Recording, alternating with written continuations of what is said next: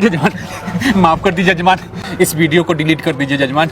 ये वीडियो एक ही शर्त पर डिलीट होगा, जो भी दान में सामान दिए हैं हमको वापस चाहिए, नहीं तो ये वीडियो सबको दिखाऊंगा और बताऊंगा कि ये पंडित स्वर्ग के नाम पर सबको कैसे बेवकूफ बनाता है।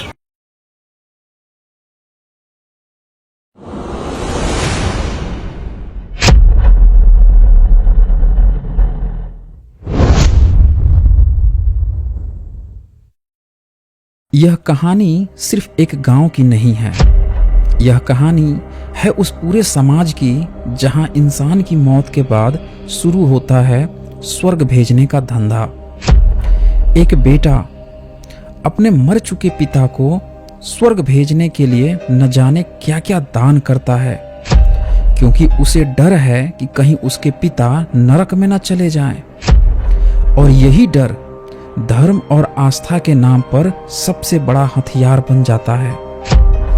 इसी गांव में एक पंडित जी है जो स्वर्ग नरक की कहानियों से लोगों की भावनाओं का धंधा करता है। स्वर्ग और नरक का डर इतना गहरा बोया गया है कि एक गरीब बेटा अपना सब कुछ लुटा देता है, बस सिर्फ इसलिए कि उसके पिता को स्वर्ग में जगह मिल जाए। यह कहानी है उसी डर की, उसी ठगी की और उसी पाखंड की जिसे धर्म और आस्था का नाम देकर सदियों से लोगों को लूटा जा रहा है।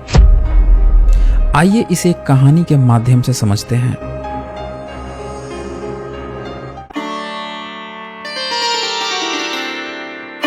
देखिए जजमान, पिंडदान की प्रक्रिया पूरी हो गई है। आपके पिताजी बस स्वर्ग के दरवाजे पे खड़े हैं, लेकिन स्वर्ग लोक में जाने के लिए आपको कुछ वस्तु दान करना होगा।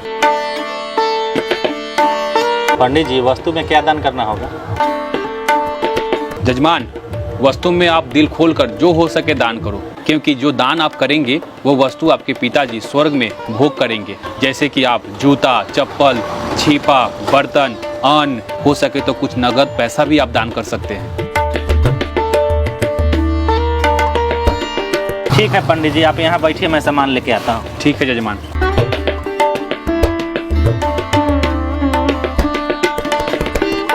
हाँ जजमान, खटियावा यहाँ पे रखिए। जजमान, कुछ कपड़ा लत्ता हो सके लेकर आइए। रखिए रखिए रखिए। अरे जजमान, बर्तन वगैरह है तो वो भी दान करिए, वो कहाँ से खाएंगे।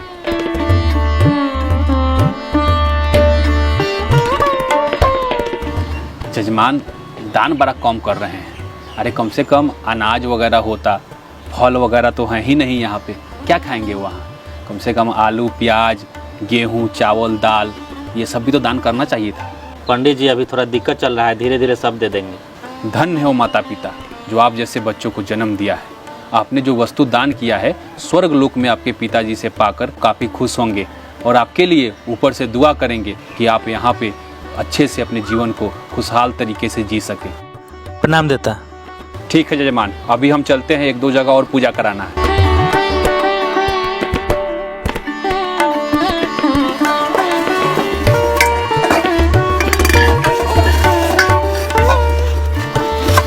हाँ जजमान, थोड़ा दूर से।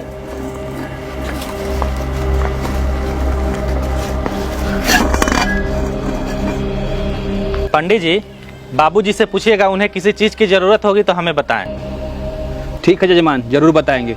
और सुनिए जजमान, ये खटियावा अभी छोड़ दे रहे हैं, किसी से भिजवा दीजिएगा। ठीक है, प्रणाम देता।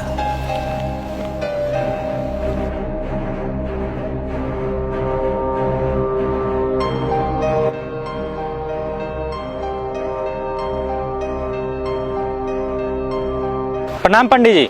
अरे खुश रही जजमान। पंडित जी, पिताजी कैसे हैं? उन्हें किसी चीज की दिक्कत तो नहीं ना है? आपके पिताजी स्वर्ग में आनंद में है, लेकिन थोड़ा उन्हें कभी कभी बाजार और इधर उधर जाने में दिक्कत होता है। दिक्कत होता है? क्या दिक्कत होता है? अरे जजमान, उनको पैदल चलना पड़ता है, बाजार भी पैदल जाना पड़ता है। अगर साइकिल वगैरह होता तो उनको दिक्कत नहीं होता। अच्छा पंडित जी, एक काम कीजिए, यही साइकिल ले लीजिए और पिताजी के पास स्वर्ग में भेज दीजिए। जिस पिता को आपके जैसा पुत्र नसीब हो, उसको अगले 7 जन्म तक स्वर्ग मिलता है। दीजिए। प्रणाम। खुश रहिए जजमान। एडवांस में बधाई है, अगला आपको 7 जन्म स्वर्ग मिलने वाला है।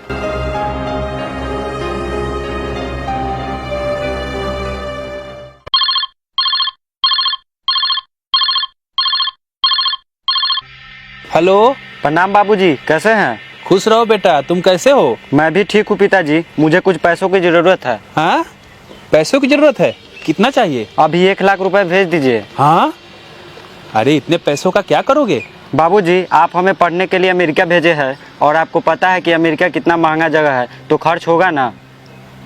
अच्छा ठीक है, कोई बात नहीं, तुम खूब मन लगाकर पढ़ाई करो, मैं पैसा कल तक भिजवाता हूँ। ठीक है बाबूजी। ठीक है। 1 लाख रुपए, महंगाई कितना बढ़ गया।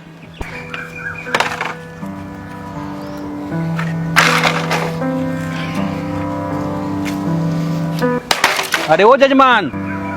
पंडित जी, प्रणाम पंडित जी। अरे खुश रही जजमान। पंडित जी, बाबूजी का समाचार सुनाइए ना। अरे जजमान, इसीलिए तो आपके दरवाजे तक आए हैं। आपके पिताजी को स्वर्ग में कुछ कैश पैसों की जरूरत है। कैश पैसा कितना चाहिए? अरे जजमान, आपके पिताजी ने स्वर्ग लोक में 1 लाख रुपए की मांग रखी है। आप 1 लाख से ज्यादा जितना श्रद्धा हो आप दे सकते हो।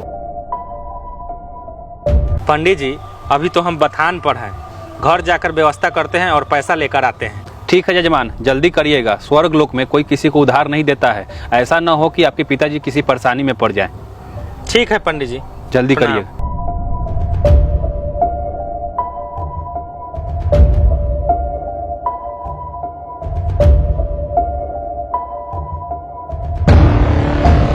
प्रणाम पंडित जी।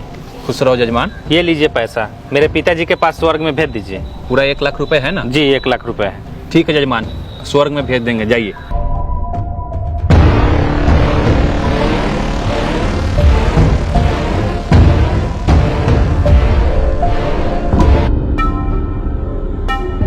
प्रणाम पंडित जी। अरे खुश रही जजमान।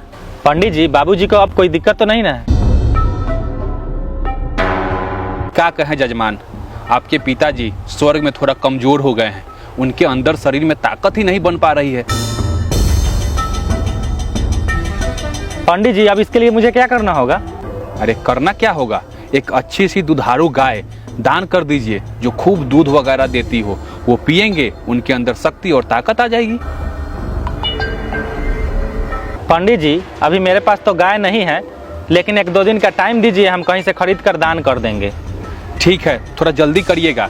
ठीक है, प्रणाम पंडित जी। खुश रहिए।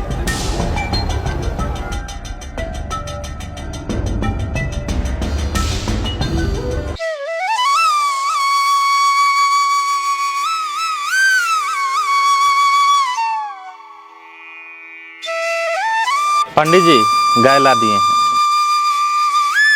ठीक है जजमान, यहाँ पे बांध दीजिए।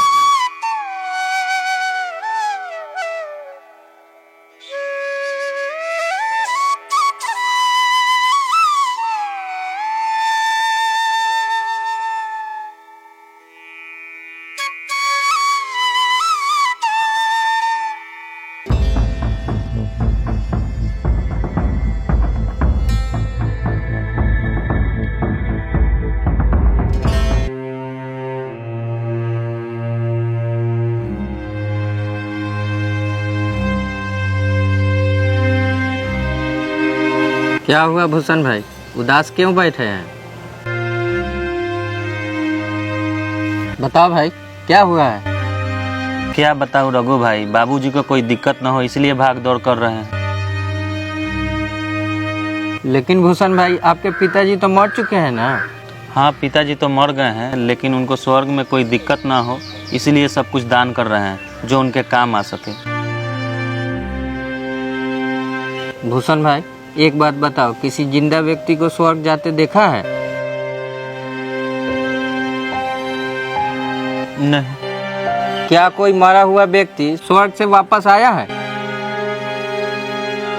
नहीं। तो कहीं स्वर्ग होता है, ये आपने कैसे मान लिया? लेकिन धर्म के किताबों में तो लिखा है। अरे भूषण भाई, धर्म की किताबों में तो बहुत कुछ लिखा है। ये भी लिखा है, जब धरती पर पाप बढ़ता है तो भगवान अवतार लेते हैं। लेकिन आज 5-6 साल की बच्चियों के साथ दुष्कर्म हो रहा है, क्या कोई भगवान ने अवतार लिया? धर्म की किताब में ये भी लिखा गया है कि बाल अवस्था में हनुमान जी सूरज को लील गए थे। अब बताओ, धरती पर रहने वाला हनुमान सूरज को कैसे लील सकता है? एक बात और बताओ, पंडित जी आपके यहाँ पूजा करा रहे थे, पानी पिए थे? नहीं। खाना खाए थे? नहीं। पता है क्यों? क्यों?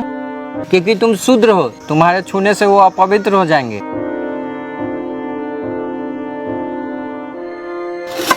जजमान थोड़ा दूर से।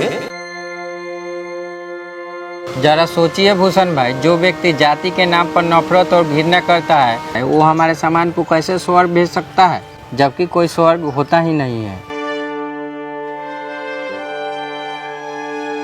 इसका मतलब पंडित ने हमें स्वर्ग और नर्क के नाम पर ठगा है। डर ही तो सबसे बड़ा हथियार है उनका। दान नहीं करोगे तो भगवान नाराज हो जाएंगे, कर्म फूट जाएगा, स्वर्ग नहीं मिलेगा। यही सब भय दिखाकर लोगों को लूटा जाता है। रघु भाई, हमारे द्वारा दान किए गए गाय, साइकिल, पैसा के साथ वो क्या किए होंगे?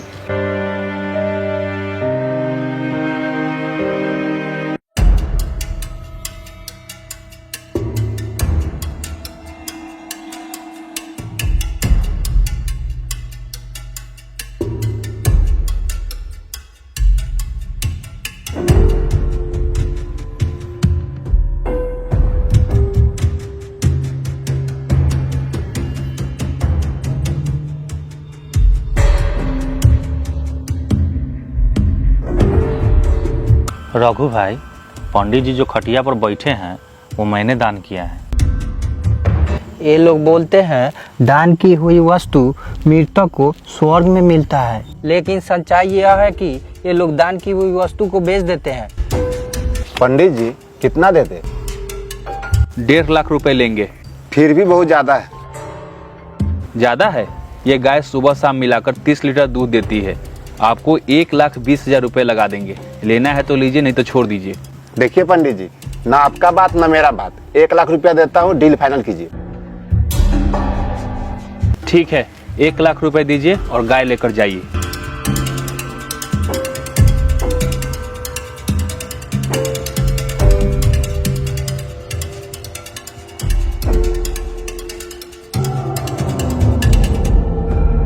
रघु भाई, ये गाय तो मैंने दान किया था अपने बाबूजी के लिए। इसे कहते हैं धर्म की आड़ में बिना पूंजी का व्यापार।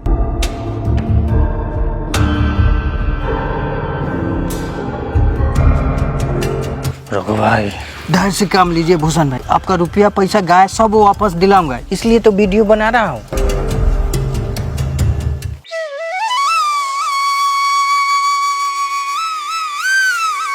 पंडित जी, हाँ पंडित जी उठिए। पंडित जी, जो मैंने वस्तु दान किया था अभी तक मेरे पिताजी को क्यों नहीं मिला? क्या बोल रहे हो तुम? जो भी वस्तु तुमने दान किया था तुम्हारे पिताजी को हमने स्वर्ग में भेज दिया है। तुम्हें ये कैसे पता चला है कि उन्हें नहीं मिला है? स्वर्ग से बाबूजी ने चिट्ठी लिखा है कि बेटा तुम्हारे द्वारा दी हुई वस्तु अभी तक मुझे नहीं मिला है। मगर ये कैसे हो सकता है? स्वर्ग का रास्ता तो सिर्फ मुझे पता है, फिर ये चिट्ठी कैसे आई? देखिए पंडित जी, मैंने जो वस्तु दान किया है मुझे अभी के अभी वापस चाहिए, नहीं तो ठीक नहीं होगा। अरे मैंने तो सब स्वर्ग में भेज दिए, तो कहाँ से देंगे तुम्हें? ये लीजिए, वीडियो देखिए, यही स्वर्ग में भेजे हैं।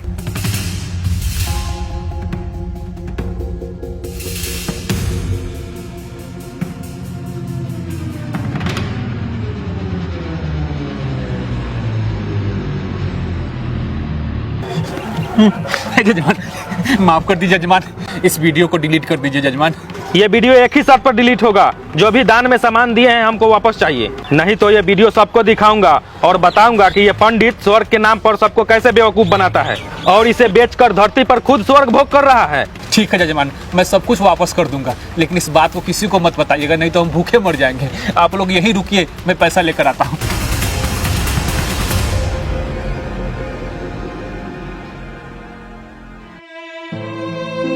जजमान, आपके द्वारा दिया गया दान, साइकिल, गाय तो मेरे पास नहीं है, मैंने उसे बेच दिया है। मैं उसे वापस तो नहीं लौटा सकता, लेकिन बेचने के बाद जो पैसा मिला है ये आप ले लीजिए और हमें माफ कर दीजिएगा।